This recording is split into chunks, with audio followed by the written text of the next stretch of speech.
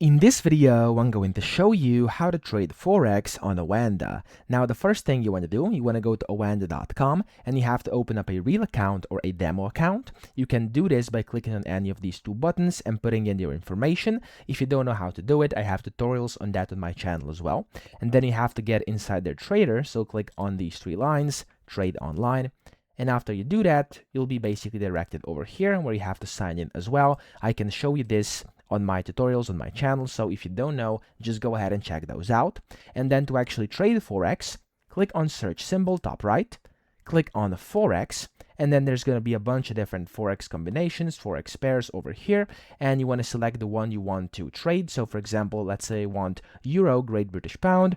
Click on that. It's going to open up on your graph over here. You can either click on this plus or just basically click on it. It doesn't matter.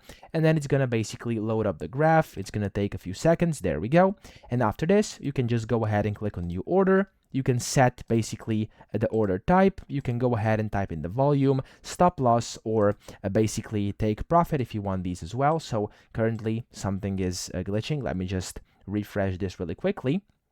There we go. So yeah, you're gonna have to put in all these things up here, and then it's gonna basically allow you to go ahead and buy or sell. So as you can see, it says trade is disabled for this symbol right now because of course it is market is closed, so the market is not open yet, and whenever it opens, you of course will be able to trade Forex on Oanda. So that's pretty much it. I hope this video helped you out. If it did, please subscribe to the channel and help me out as well.